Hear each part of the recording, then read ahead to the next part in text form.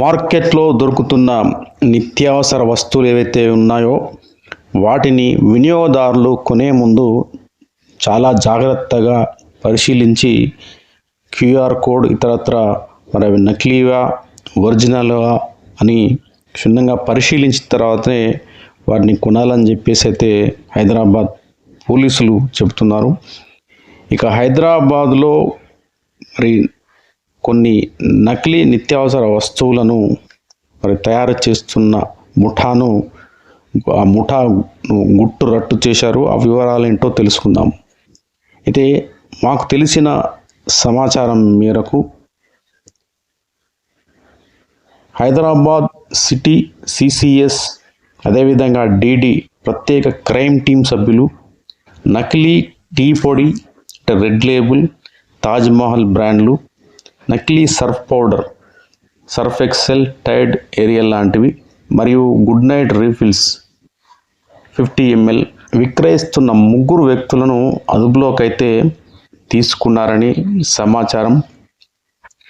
ఇక నకిలీ టీ పొడి వచ్చేసి 1340 రెడ్ లేబుల్ ప్యాకెట్లు, రకరకాల సైజులు ఉన్నాయి. ఇందులో 100 తాజ్ మహల్ ప్యాకెట్లు 50 గ్రాములకు సంబంధించినవి మరియు 75 కిలోల లూజ్ టీ పౌడర్.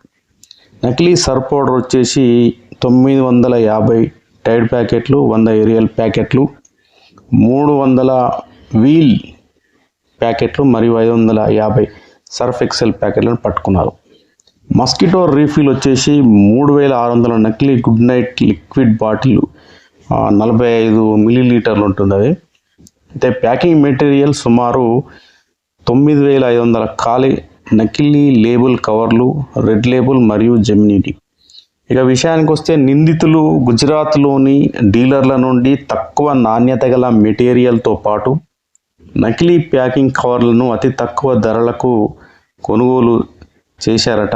వాటిని అసలైన బ్రాండెడ్ వస్తువులుగా నమ్మించి గోషామహల్, అఫ్జల్గంజ్, బేగం బజార్ మరియు ఇతర ప్రాంతాల్లోని స్థానిక రిటైల్ మరియు హోల్సేల్ వ్యాపారులకు విక్రయిస్తూ ప్రజలను మోసగిస్తున్నారు.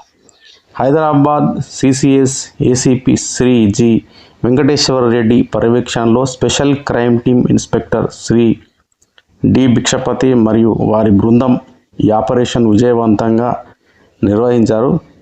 తదుపరి చర్యల నిమిత్తం నిందితులను గోషామహల్ మరియు అఫ్జల్గంజ్ పోలీస్ స్టేషన్కు అప్పగించారు. అయితే పోలీసులు కూడా సూచిస్తున్నారు, నిత్యావసర వస్తువులను కొనుగోలు చేసేటప్పుడు వినియోగదారులు జాగ్రత్తగా ఉండాలని చెబుతున్నారు. వస్తువులపై ఉన్న క్యూఆర్ కోడ్లను తనిఖీ చేయడం ద్వారా అవి అసలైనవో కావో ధృవీకరించుకోవాలని పోలీసులు కోరుతున్నారు.